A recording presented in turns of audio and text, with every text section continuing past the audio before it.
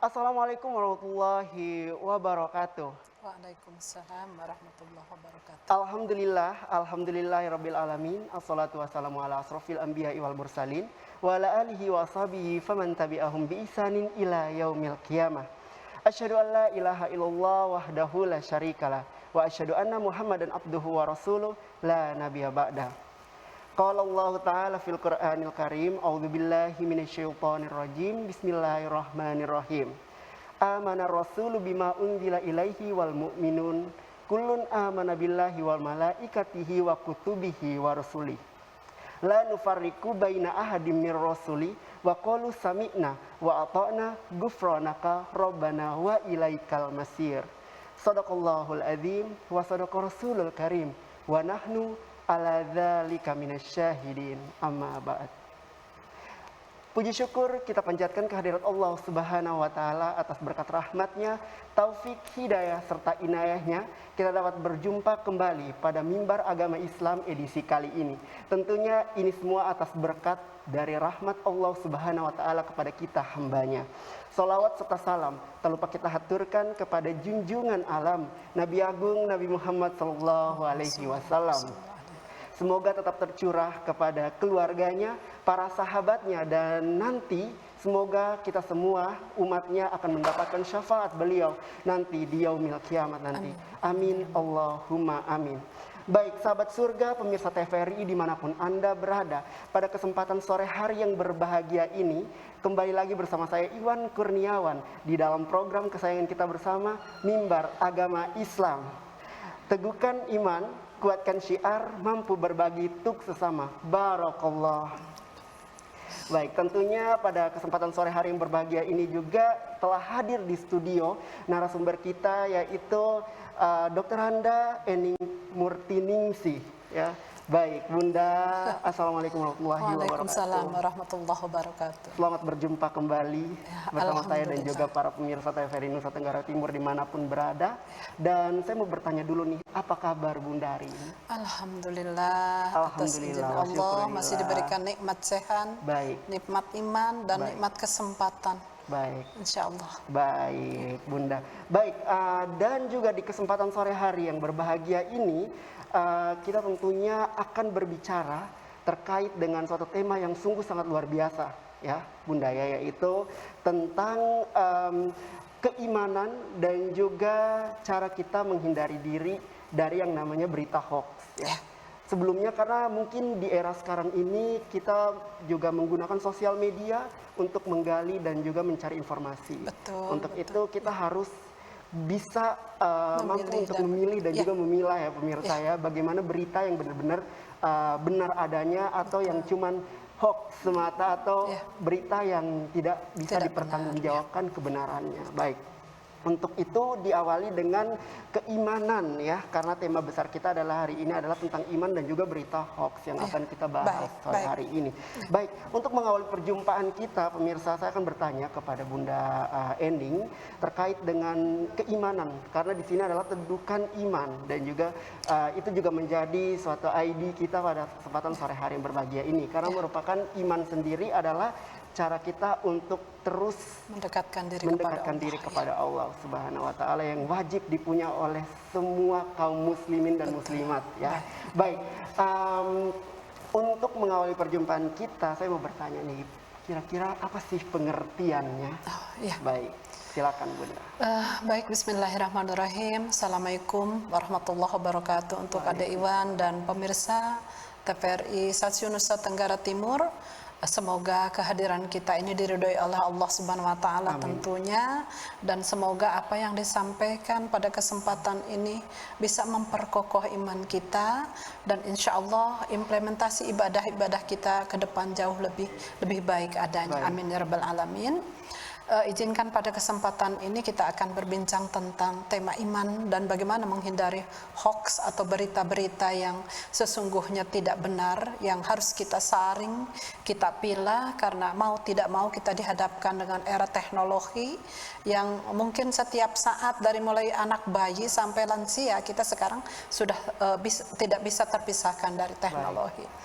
Namun perlu diingat bahwa sabda Rasulullah Sallallahu Alaihi Wasallam bahwa setiap mukmin itu akan dihadapkan oleh 5 musuh.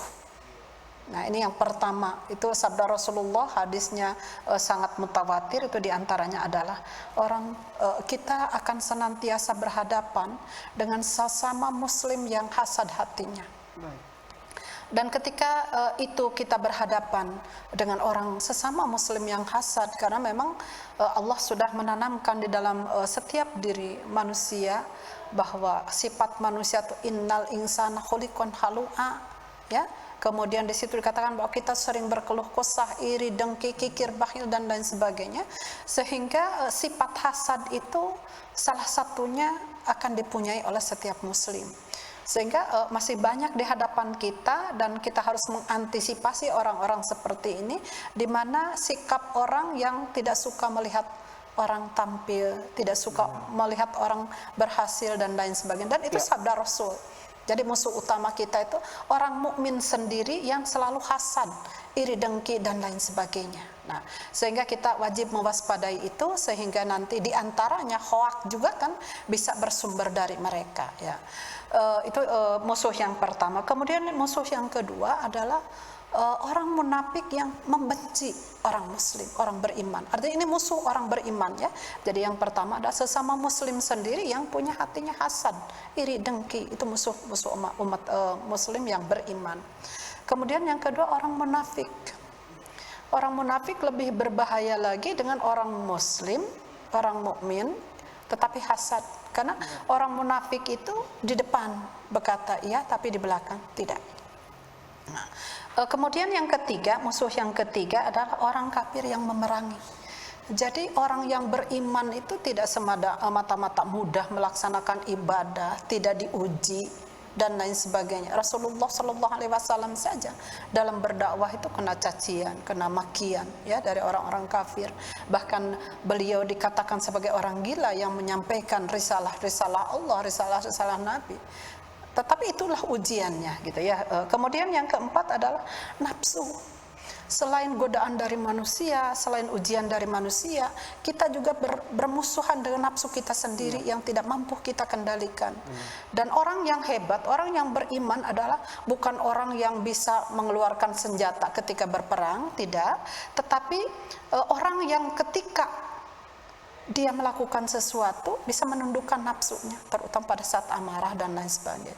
Dan musuh yang paling terakhir, musuh bebuyutan kita, karena sejak penciptaan manusia, jin, ya, ketika penciptaan Nabi Adam, yaitu setan. Dan setan sekarang naudzubillah bisa berbentuk HP, bisa berbentuk manusia, bisa berbentuk apapun, selama kita tidak beriman itu sangat mengganggu. Nah, untuk itu penonton TVRI Stasiun Nusa Tenggara Timur yang dimuliakan Allah Subhanahu wa taala, penting sekali kita menanamkan iman. Iman itu fluktuasi, turun naik. Sehingga ada kewajiban kita untuk berusaha mengkaji ajaran Islam, sehingga iman itu tumbuh subur di dalam hati kita. Dan itu perlu disirami. Jadi iman itu ibarat satu pohon yang kemudian tumbuh, dia akan mekar apabila diberi pupuk, apabila diberi air dan lain sebagainya. Nah, sekarang kita berbicara apa sih sesungguhnya iman. Banyak pengertian iman di dalam Al-Quran, penguatan-penguatannya termasuk ayat 1 yang tadi disampaikan, gitu. Tetapi saya mengambil pengertian iman dari surat Al-Hujarat ayat 15. A'udzubillahi minasyaitonirrajim. Bismillahirrahmanirrahim. Innamal mu'minun, jadi sesungguhnya orang beriman atau mukmin, gitu ya, yaitu alladzina yu'minuna billah. Jadi yang pertama, dia tentunya beriman kepada Allah. Bagaimana mungkin tidak? Segala sesuatu lillahi ma fis samawati wa ma fil ardh. Sesungguhnya seluruh yang ada di muka bumi ini kepunyaan Allah. Hanya Allah lah, sehingga kewajiban utama dan pertama adalah beriman kepada Allah. Baik. Kemudian yang kedua di situ warusulihi. Jadi beriman kepada Rasul Allah. Rasul Allah itu adalah penyampai syariat, memperpanjang kalam ilahi yang kemudian dikirimkan oleh Allah pada setiap insan makhluk yang ada pada saat itu. Sehingga setiap para nabi menyampaikan risalah itu sesuai dengan kondisi umatnya pada saat itu, dan itu wajib diimani. Maka orang Islam tuh percaya adanya Injil, Taurat, Zabur, dan Al-Quran tentunya sebagai penutup dan penyempurna dari semua kitab. Itu keimanan kita. Jadi risalah Rasul wajib kita imani. Nah kemudian yang ketiga di situ, summalam yartabu. Dia tidak ada keraguan sedikit pun. Jadi setelah kita beriman, yakin sepenuh-penuhnya kepada Allah atas apapun ketentuan yang Allah berikan, kemudian kita mengkaji, mendalami kalam ilahi yang ada dalam Al-Quran, kemudian kita yakin dan beriman kepada risalah Rasul, kemudian kita mempelajari, mendalami dan mengamalkan hadis-hadis Rasul. Kemudian di situ di dalam surat Al-Hujurat, lam yartabu, tidak ada keraguan sedikit pun terhadap keyakinan itu, gitu ya. Tidak ada keraguan, itu orang beriman itu. Nggak ada besok, wah ini ajaran Allah harus begini, tidaklah saya pilih, tidak ada. Apapun keyakinan terhadap Allah, perintah Rasul, wajib hukumnya kita laksanakan. Itu orang beriman. Kemudian di situ lagi, wajahidu bi amwalihim wa anfusikum. Bukan hanya sekedar saya beriman kepada Allah, saya beriman kepada Rasul, tapi saya berjihad. Berjihad itu bukan hanya sekedar memanggul senjata. Jihad yang paling keras, jihad yang paling berat diantaranya sekarang adalah menyaring teknologi, sehingga kita mampu berpikir negatif, memilih yang terbaik, apalagi sesuai dengan syariat Islam. Itu juga jihad. Fisabilillah, di jalan Allah, dengan amwal, harta, jiwa, raga, anfus, kemudian dengan segala sesuatu, hanya sekedar di jalan Allah, berjihad, berjuang menegakkan iman, menguatkan iman dengan mendalami Al-Quran, melaksanakannya, kemudian menyebarkannya, itu berjihad. Kemudian mengikuti sunnah-sunnah Rasul, mendalami sunnah-sunnah Rasul. Kemudian itu juga perlu perjuangan, karena tadi ada 5 musuh terhadap orang mukmin yang itu pasti akan menggerogoti iman kita. Tetapi dengan berjihad, berjuang di jalan Allah untuk mempertahankan iman di dalam hati, dengan senantiasa memberikan nutrisi, yaitu dengan bacaan kalam ilahi, kan? Kemudian merawatnya dengan zikrullah, begitu kan? Kemudian memberikan pupuknya dengan makanan-makanan akhlakul karimah. Oh, luar biasa. Nah kemudian kata Allah, wa bisabil ulaika hum syadikun. Sesungguhnya itulah orang-orang yang benar di dalam keimanannya. Jadi kalimat pengertian iman itu sendiri keyakinan yang sesungguhnya tanpa keraguan, dengan penuh perjuangan, dengan harta, jiwa dan raga, semata-mata untuk menegakkan syariat Islam di jalan Allah. Dan itu iman yang sesungguhnya, itu pengertian iman. Luar biasa sesungguhnya. Itu pengertian dari iman, ya. Jadi tantangan kita tadi, jangan lupa ada 5 musuh kita yang akan menggerogoti orang-orang mukmin, termasuk diri kita, hawa nafsu kita, setan dan lain sebagainya. Dan itu ada trik-trik sendiri yang mungkin nanti ketika kita diskusi akan berkembang. Termasuk juga berita hoak itu juga bisa dibawa oleh jin, bisa dibawa oleh manusia, dan itu musuh daripada iman. Karena terkadang kalau iman kita lemah, bisa saja hoak, informasi yang tidak baik menjadi makanan bagi orang-orang yang lemah imannya. Tapi kalau kita yakin iman kepada Allah, tidak akan terganggu oleh informasi-informasi yang tidak bermanfaat dan tidak berilmu. Itu barangkali untuk pengertian iman. Baik, pemirsa, luar biasa sekali ya di awal perjumpaan kita, ya di openingnya. Ini sudah sedikit dijelaskan tentang pengertian iman, dan yang mana tadi juga berita hoax itu juga sebenarnya merupakan salah satu dari musuh yang 5 itu. Baik, dan mungkin nanti yang kelima musuh itu salah satunya akan memberikan yang namanya hoax yang sekarang kita kenal di masa saat ini, dan berita hoax itu kemudian bisa mengurangi kadar iman kita kepada Allah Subhanahu wa Ta'ala. Baik, tadi sudah dijelaskan nih tentang pengertian. Ya, pengertian iman yang tadi sudah dijelaskan oleh Bunda dalam surat Al-Hujurat ayat 15. Ayat 15. Baik, selanjutnya Bunda, apabila kita beriman kepada Allah, lalu ada sedikit keraguan-raguan dalam hati kita, apabila seperti itu, itu apakah dapat menyebabkan suatu dosa yang besar atau tidak, atau bisa Baik. dibilang kita keluar dari Islam Ya. seperti itu? Was-was adalah bisikan-bisikan setan. Betul. Keraguan adalah bisikan-bisikan setan. Karena kata Rasulullah, apabila engkau ragu, tinggalkan. Oke. Dan itu musuh kita. Jadi ketika kita mau melakukan kebaikan, itu setan tidak akan izinkan kita. Itu pasti. Karena sudah bersumpah di hadapan Allah. Ketika Allah perintahkan malaikat, jin, setan sujud kepada Adam di dalam surat Al-Baqarah ayat 35 kalau tidak salah, itu yang fasudu li Adama illa fasajadu illa iblis, kecuali iblis, kemudian aba wastakbara wa kana minal kafirin gitu. Jadi setan itu sudah berjanji kepada Allah, dan Allah memberikan kesempatan kepada setan untuk mengganggu anak cucu Adam agar nanti ketika anak cucu Adam itu tergoda masuk di dalam neraka jahanam temannya. Nah, waswas adalah salah satu upaya setan untuk mengganggu manusia agar tidak berjalan di koridor Islam. Nah, sementara kan kita setiap sholat 5 waktu saja selalu memohon kepada Allah, ihdinas siratal mustaqim, tunjukkan wahai Allah jalan yang lurus. Dan setan tidak akan izinkan kita seperti itu. Jadi jalan lurus itu oleh setan diusahakan untuk berliku. Maka timbullah bisikan, was-was, ragu, dan lain sebagainya. Nah, pertanyaannya, apakah was-was dan ragu itu menyebabkan kadar iman kita berkurang? Jelas, iya. Maka ketika keraguan itu ada, yang pertama, mari cepat-cepat berlindung kepada Allah. Gitu. Apalagi kalau misalnya keraguan itu menyebabkan sebuah dosa, sebuah kelalaian, kata Allah, wasari'u ila maghfiratum mir rabbikum. Bersegeralah engkau memohon ampunan kepada Allah, di mana ampunan Allah itu seluas langit dan bumi. Baik. Ya, itu. Jadi ketika kita was-was, cepat-cepat kita berzikir, istighfar, kemudian berlindung, a'udzubillahi minasyaitonirrajim, kemudian mohon ampun kepada Allah, karena keraguan kita itu menyebabkan sedikit berkurang kadar iman kita. Tetapi kalau misalnya sampai keluar dari Islam, saya pikir tidak.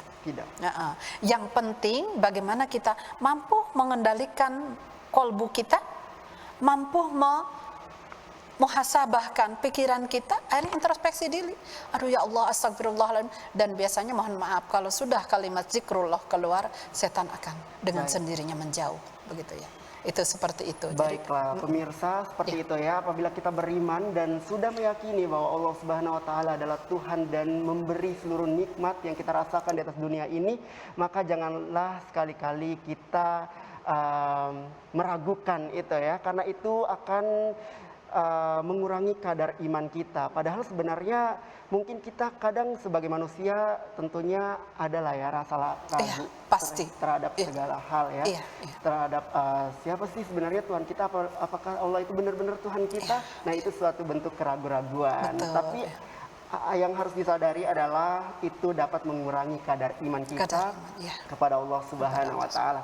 Baik, pemirsa yang dirahmati oleh Allah Subhanahu wa taala, kita pending dulu setelah jeda pesan-pesan berikut ini. Tetaplah bersama kami dalam Mimbar Agama Islam. Teduhkan iman, kuatkan syiar, mampu berbagi untuk sesama. Barakallah.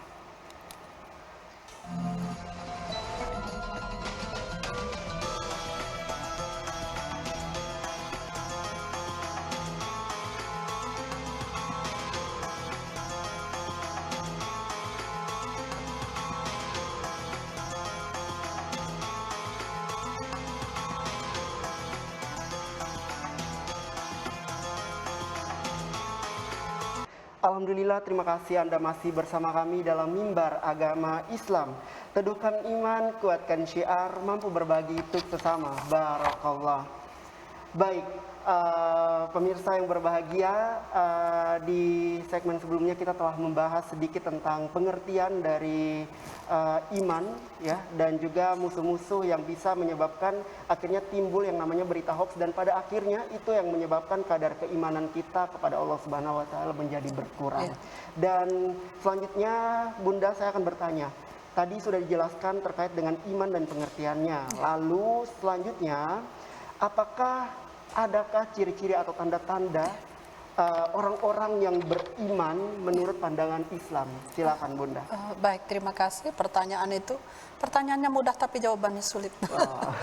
Ya, jadi tanda-tanda orang yang beriman itu ada di dalam surat Al-Imran ayat 190, 191. Yang pertama adalah selalu melihat tanda-tanda Allah.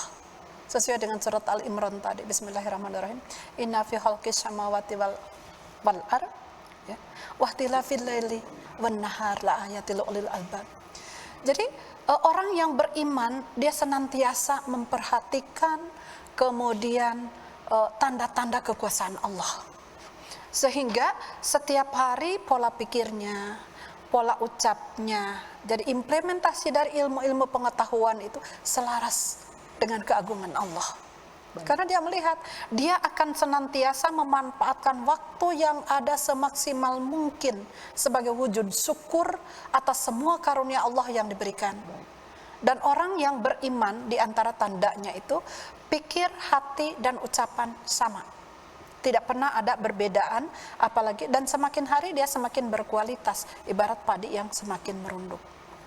Bagaimana mungkin tidak berkualitas? Dia akan melihat segala sesuatu betapa kuasanya Allah menciptakan malam dan siang. Andaikan kita berpikir Allah menciptakan siang saja selama hidup kita, seperti apa hidup kita? Atau barangkali kita hanya menyaksikan malam saja selama hidup kita, itu pun akan terjadi seperti apa. Sehingga orang yang beriman, pola pikirnya dia akan senantiasa merenung atas kekuasaan Allah, atas penciptaan Allah, sehingga itu kemudian menambahkan keimanan dan keimanan yang terjadi pada dirinya. Sehingga dia tidak berlaku sembarang, tidak akan berbuat sembarang, karena dia akan merasa mubazir apabila waktu yang Allah berikan itu, atau tanda-tanda kekuasaan Allah yang diberikan itu disia-siakan.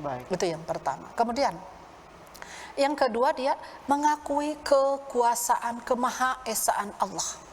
Kalau tadi kan melihat segala sesuatu yang Allah berikan tanda-tanda di muka bumi. Ada siang, ada malam sesuai dengan surat Al-Imran yang saya tadi bacakan. Kemudian ada yang hidup, ada yang mati. Bagi orang yang beriman itu memberikan kekuatan batin di mana dia bagaimana saya harus bersikap. Karena ternyata setelah ini ada yang mati. Entah muda, entah tua, dan lain sebagainya. Atau melihat ketika siang dan malam dia akan berpikir, apa yang harus saya lakukan pada waktu siangnya, apa yang harus saya lakukan pada waktu malamnya. Dia akan menggali, mengkaji, kemudian ilmunya diimplementasikan, dan mungkin dia ada kekuatan hati untuk mengajak orang mengagungkan asma Allah.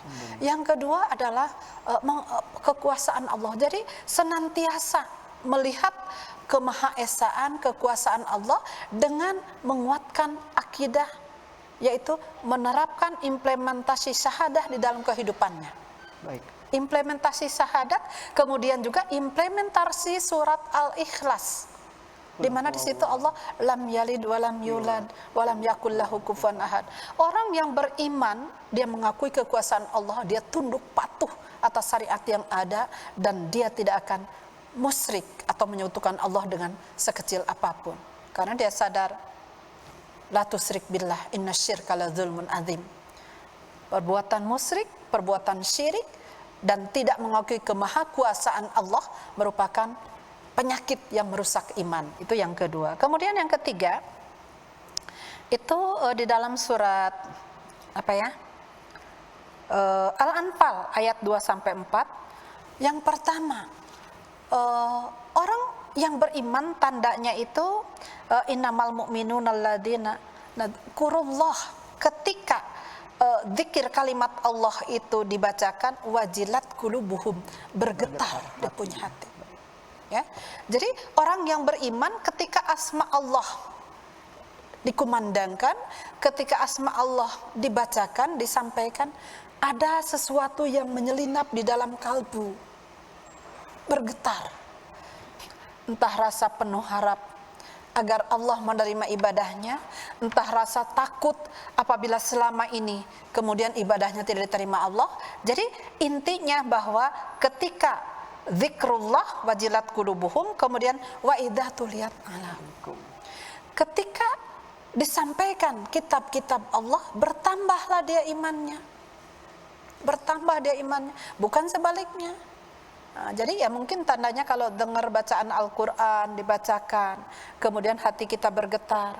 Ketika azan iqomah dibacakan, hati kita bergetar. Bahkan terkadang mohon maaf air mata kita bercucuran. Sampai kapan kita akan mendengar suara azan ini? Apakah besok kita masih mampu mendengar suara azan ini dan lain sebagainya?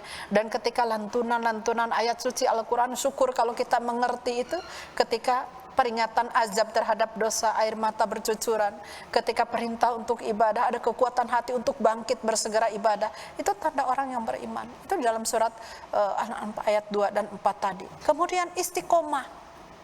Dia tidak takut dengan apapun, dengan ancaman apapun ketika dia harus beribadah kepada Allah. Dimanapun dia berada, dalam kondisi apapun dia akan dia laksanakan. Karena dia kekuatan hati, keyakinannya terhadap Allah, keyakinan terhadap kemahakuasaan Allah, sehingga menyebabkan jiwanya kuat, tidak takut apapun. Baik. Dia akan istiqomah melaksanakan itu. Kemudian setelah itu kemudian alladzina yunfikuna, memberi alladzina yunfikuna, jadi orang yang kemudian berinfak di jalan Allah ala qulub. Jadi dia berimpak, dan setiap punya rezeki yang Allah berikan, dia memahami dalam rezeki itu adalah hakul lisyailin. Baik. Iya, jadi itu di antara sebagian tanda, banyak sekali tandanya.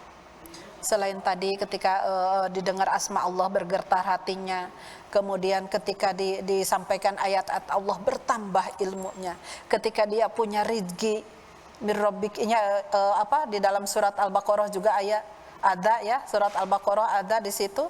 Kemudian menampakkan sebagian rezekinya yang Allah berikan, karena dia menyadari ada hakul lisyailin wal mahrum, ada hak orang fakir miskin yang dititipkan Allah di dalam pundaknya. Kemudian tanda berikutnya khusyuk dalam sholatnya, karena dia mengetahui hanya orang-orang khusyuk yang Allah terima sholatnya, sehingga dia akan belajar, berusaha untuk mendalami bagaimana sholat yang khusyuk. Dia perbaiki wudunya, dia maknai pembacaan-bacaan daripada sholat itu dia pelajari, sehingga ketika Allahu Akbar bukan hanya sekedar Allahu Akbar, dia akan total secara utuh, bahwa penyerahan diri yang secara total. Ketika dia mengatakan Allah Maha Besar, tidak ada lagi yang besar selain Allah, maka pada saat itu kita tunduk patuh atas segala sesuatu di dunia ini hanya diserahkan kepada Allah. Dan kemudian yang berikutnya adalah memiliki akhlak yang terpuji. Mengapa memiliki akhlak yang terpuji? Karena kita punya panutan. Laqad kana fi Rasulillahi uswatun hasanah. Orang yang beriman itu selain beriman kepada Allah, dia beriman kepada Rasul. Dan tentunya kalau kecintaan kita semakin tinggi kepada Rasulullah, maka akan semakin penasaran kita untuk mengetahui bagaimana akhlak Rasulullah. Dan kepenasaran itu akan menyebabkan kita ingin tahu, belajar, dan kita implementasikan dalam kehidupan kita sehari-hari, sehingga akhlak kita terpuji. Dan itulah orang yang beriman. Luar biasa sebenarnya ajaran Islam itu. Jadi seperti itu. Di antaranya yang paling harus dimaknai adalah ketika kalimat Allah, ketika suara Allah dikumandangkan, bergetar hatinya, dan ketika ayat-ayat Allah disampaikan, bertambah ilmu pengetahuan. Mudah-mudahan kita diantaranya kategori orang yang termasuk di dalamnya. Amin. Ya, sehingga ketika kita meninggal nanti kita istiqomah, karena kita sudah punya bekal. Dan ini memang agak sulit, musuh kita terlalu banyak. Itu barangkali di antara tanda, banyak sekali di antara tandanya itu ya. Oke, pemirsa sahabat surga dimanapun Anda berada, tadi sudah disampaikan bagaimana tanda-tanda orang yang di dalam hatinya mempunyai keimanan ya. Dan tadi sudah disampaikan luar biasa, dan inilah saatnya kita bermuhasabah atau kita berintrospeksi diri ya terhadap apa yang ada dalam diri kita. Bagaimana, apakah tanda-tanda yang telah disampaikan oleh Bunda tadi, adakah tanda-tanda yang ada di dalam diri kita, atau memang kita mempunyai semua tanda-tanda itu ya. Amin ya. Semoga saja kita mempunyai semua tanda-tanda dari orang-orang yang masih mempunyai iman. Lalu dari semua yang tadi disampaikan oleh Bunda, saya tertarik pada tanda-tanda yang terakhir ya, yaitu dia mempunyai akhlakul karimah. Ya, sesuai dengan apa yang telah Allah jelaskan dalam Al-Qur'an tadi, laqad kana lakum fi Rasulillahi uswatun hasanah. ya, yang bagaimana telah diutus Rasulullah itu untuk membawa akhlakul karimah kepada kita sebagai suri tauladan, ya Bunda ya.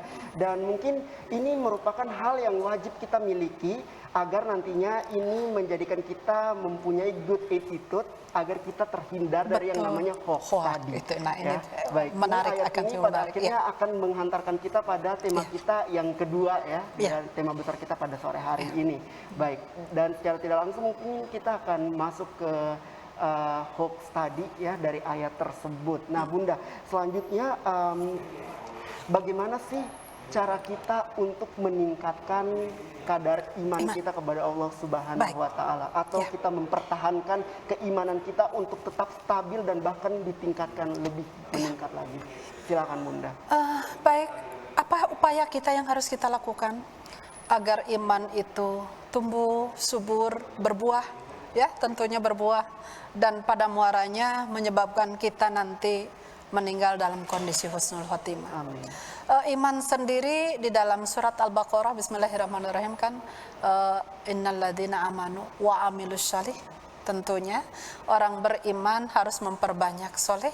Ya, amal soleh itu amal perbuatan yang tentunya amal perbuatan ini harus sesuai dengan tuntunan Rasulullah Sallallahu Alaihi Wasallam, karena tadi sudah dikatakan bahwa laqad kana jadi kita sudah punya tuntunan, panduan, contoh tauladan bahwa Rasulullah itu adalah uswah hasanah, contoh tauladan yang paling baik dan terbaik, yang wajib saya katakan bukan sunnah lagi, wajib diikuti oleh setiap muslim, apalagi mukmin. Kalau muslim itu kan tahap awal, kemudian tingkatan keduanya adalah mukmin gitu. Jadi orang mukmin tentunya yang pertama tadi innalladzina amanu wa amilus sholih wa tawassaw bil haq wa amilus sholih, kemudian di situ juga ada kemudian wa mimma razaqnahum yunfikun. Jadi setiap rezeki yang Allah berikan itu dia keluarkan. Ada lagi di ayat lain tanda-tanda beriman tuh alladzina yunfikuna fisyarra wad-dharra. Jadi selalu memberi dalam kondisi lapang maupun himpit ya. Wal kadhiminal ghaid, menahan amarah, wal afiana, memaafkan orang gitu. Jadi orang yang beriman bukan hanya sekedar saya beriman, tidak. Jadi harus diikuti dengan amaliyah soleh. Sholat saja bukan pertanda bahwa itu orang beriman kalau amaliyah kita tidak sesuai dengan tuntunan Rasulullah Sallallahu Alaihi Wasallam. Sehingga untuk menjaga keimanan kita, yang pertama, mari kita laksanakan amal soleh sesuai dengan tuntunan Rasulullah Sallallahu Alaihi Wasallam. Bagaimana caranya? Kaji, dalami, pelajari tentang akhlak Rasulullah. Jadi itu di majelis-majelis taklim, di kajian-kajian kita. Saya pikir sudah waktunya kita, ini akhlak Rasulullah dalam keadaan tidur, makan, dan lain sebagainya itu luar biasa. Andai itu kita laksanakan, tentunya akan menyebabkan diri kita nyaman, kecintaan kita terhadap Rasulullah bangkit, dan tentunya kita akan menjadi muslim yang kafah, yang melaksanakan ajaran Islam yang sempurna. Kemudian, yang kedua, mari kita perbaiki sholat kita. Kita lihat wudhunya, sudah sesuaikah wudhu kita sesuai dengan tuntunan Rasulullah atau tidak. Jangan sampai wudhu kita tidak afdol, tidak sesuai, menyebabkan sholat kita juga berkurang. Kemudian ketika kita wudhu sudah sempurna, diawali dengan doa, diakhiri dengan doa ya. Kemudian kita sholat, maknai bacaan sholat itu. Sehingga ketika kita berucap, ketika kita berdialog dengan Allah, kita tahu persis apa yang kita sampaikan. Sehingga tidak ada kesempatan hati, pikiran, perbuatan kita untuk berpikir yang lain. Kalau kita mengerti makna sholat yang kita ucapkan, kita berhadapan dengan Allah itu menghadap, betul-betul menghadap.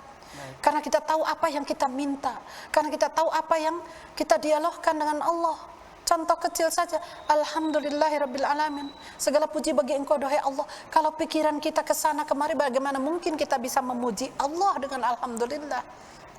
Baik. Ya, begitu contohnya ya. Jadi perbaiki salat kita itu ada dalam surat Al-Ankabut ayat 45. Kemudian perbanyak zikir.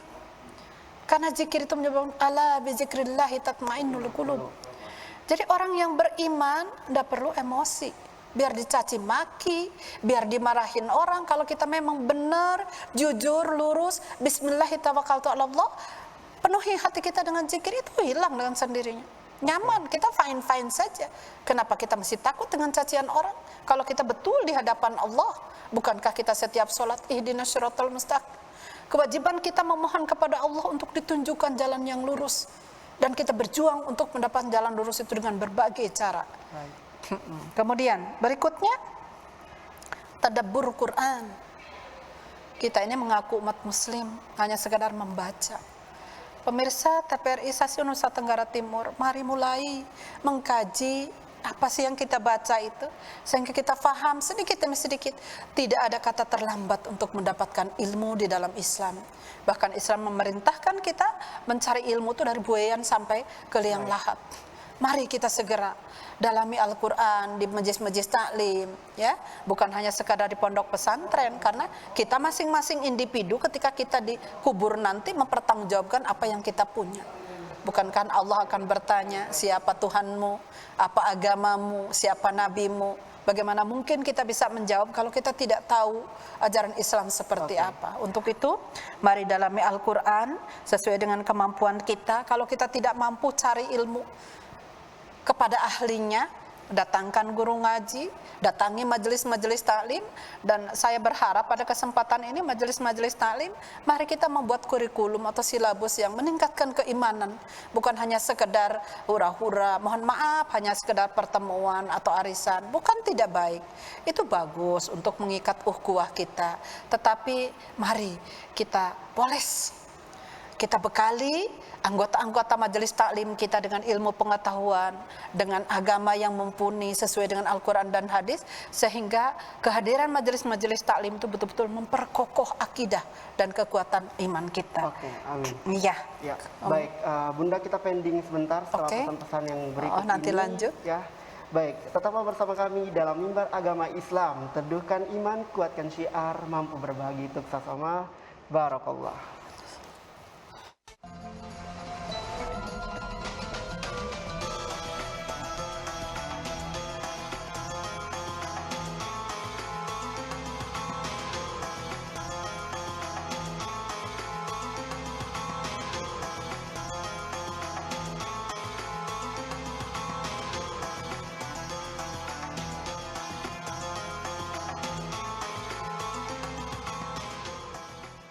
Alhamdulillah, Anda masih bersama kami dalam Mimbar Agama Islam.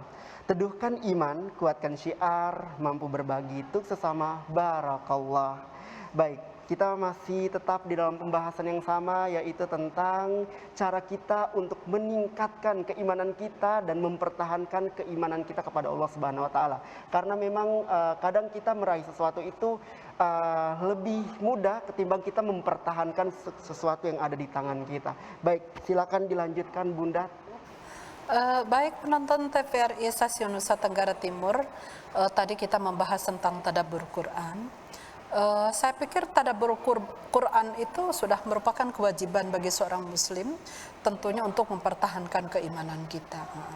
Bahkan sebuah hadis mengatakan, Aqra'ul Quran laqad kana fi yaumil qiyamah li ashabi wa safi'an li ashabiha. Jadi bacalah Al-Quran, karena Al-Quran itu nanti kalau kita senantiasa baca menjadi sahabat dan syafaat bagi kita.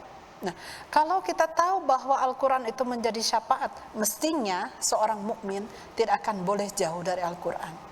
Nah, dengan mentadaburinya, maka kita akan semakin memahami Al-Quran itu seperti apa yang terjadi peristiwa yang lalu, dan ketika kita ke depan harus seperti apa, itu ada semua di dalam Al-Quran. Dan sungguh luar biasa kalau kita membaca artinya saja, kita sudah terhenyak, terkagum-kagum dengan keajaiban yang Allah ciptakan di muka bumi ini. Baik. Apalagi kalau kita mengkaji kemudian menerapkan dalam kehidupannya.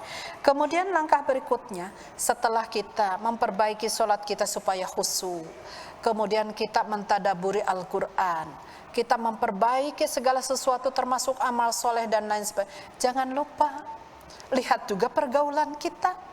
Jangan sampai upaya kita, jihad kita, ikhtiar kita untuk betul-betul menanamkan keimanan dalam hati, kita bergaul dengan orang yang salah.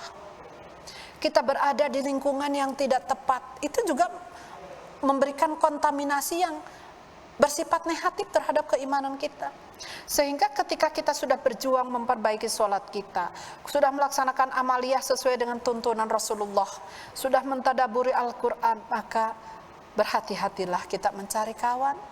Bergaulah dengan orang yang soleh, yang mempunyai visi dan misi sama, yang mempunyai tujuan yang sama, ikhtiar yang sama, berjuang sama-sama untuk mendapat ridho Allah Subhanahu wa Ta'ala. Baik. Jadi itu ya. Kemudian yang terakhir tentunya ketika untuk mempertahankan iman, senantiasa bermuhasyabah. Sudah benarkah sholat kita? Sudah benarkah ibadah kita? Baik. Sudah betulkah hidup selama ini? Saya pikir setiap manusia Allah uji. Seperti tadi ada 5 ujian yang selalu Allah berikan kepada orang-orang mukmin.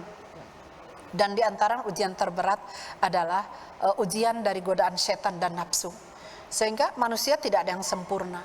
Tetapi justru ketidaksempurnaan itu harus dijadikan pola pikir kita bahwa duhai Allah, hamba tidak sempurna. Duhai Allah, sekiranya kita melakukan perbuatan cepat, memohon ampun kepada Allah dan pelan-pelan perbaiki. Karena sekali lagi setan tidak akan bisa mengizinkan kepada kita untuk ini. Dan terakhir di antaranya tentunya kalau kita senantiasa bergaul dengan orang yang soleh dan solehah, akhlak kita akan terpuji. Akhlak kita akan sesuai dengan tuntunan Rasulullah seperti tadi, laqad kana fi Rasulillah uswatun hasanah. Begitu. Jadi itu di antara sekian, tidak semua itu, sebagian upaya-upaya mempertahankan keimanan kita agar kita tetap istiqomah di jalan Allah sesuai dengan permohonan kita dalam sholat-sholat kita, ihdinas syiratal mustaqim. Tentunya kita juga harus mencari lingkungan yang baik, mencari dan lain sebagainya, sehingga apa yang kita lakukan dalam kehidupan sehari-hari harus menambahkan keimanan kita, memperbaiki amal soleh kita, dan tentunya kita akan menjadi manusia yang berkualitas baik di dunia maupun di akhirat. Nah, itu ya. Baik, jadi seperti itu cara kita, dan gimana sih tipsnya untuk kita mempertahankan, bahkan bagaimana cara kita untuk meningkatkan kualitas dan juga kadar iman kita kepada Allah Subhanahu wa Ta'ala. Lalu secara tidak langsung ya, pembahasan tentang iman ini akhirnya kita bisa bergeser kepada yang namanya berita hoax yang saat ini mungkin itu bisa menjadi fitnah untuk kita. Apabila kita hidup di zaman yang penuh dengan kemajuan teknologi seperti yang kita rasakan hari ini ya, dan itu mungkin sangat berdampak kepada saya selaku kaum milenials nih, karena sekarang sudah banyak media sosial yang tentunya itu menjadi sumber dari berita-berita hoax yang tersebar di sekitar kita. Baik, dan juga ternyata kadar keimanan kita ini juga nantinya menjadi benteng terhadap diri kita sendiri untuk tidak melakukan yang namanya hoax dan tidak terjerumus dan tidak menjadi korban dari hoax tersebut ya, sesuai dengan yang tadi telah difirmankan Allah. Ya, baik. Yang pertama, yakin dan percaya bahwa setiap ucapan, tindakan dan perbuatan kelak oleh Allah akan dihisab. Ya tak? Jadi sebelum kita dihisab oleh Allah, maka kita harus menghisab diri sendiri dengan cara menyaring berita-berita, informasi-informasi termasuk ajaran-ajaran Islam itu disaring. Sudah, kita harus bertabayun, cross check. Informasi itu tidak boleh langsung ditelan bulat-bulat. Cari informasi ke sumbernya. Kalau sumbernya juga misalnya kabur, itu berarti tidak ini. Karena mohon maaf, kalau informasi yang baik dan benar itu ada legalitas formal, di mana orang akan memberikan identitas yang baik tentunya. Bahkan mungkin akan diimbangi dengan bukti-bukti yang autentik. Sehingga ketika ada berita yang disinyalir terjadi keraguan atau pembohongan, baik pembohongan publik atau apapun itu, marilah kita bertabayun. Mencari informasi, meng-cross check, jangan langsung ditelan. Kemudian yang kedua, apabila itu misalnya berita itu hoax, berhenti. Kita jadi orang yang terakhir untuk mendengar dan menerima berita itu jangan sampai disampaikan kepada orang lain. Karena ketika kita menyampaikan kebohongan kepada yang lain dan orang lain itu kemudian melaksanakan kebohongan itu, kita menanggung dosa jariah atas apa yang kita sampaikan. Sehingga hati-hati apabila ada berita bohong, ada hoax dan lain sebagainya, mari kita gunakan akal dan nurani kita untuk mencerna segala informasi yang datang dari luar, baik dari teknologi maupun dari publik ataupun mungkin dari generasi milenial, sehingga kita tidak terbawa arus.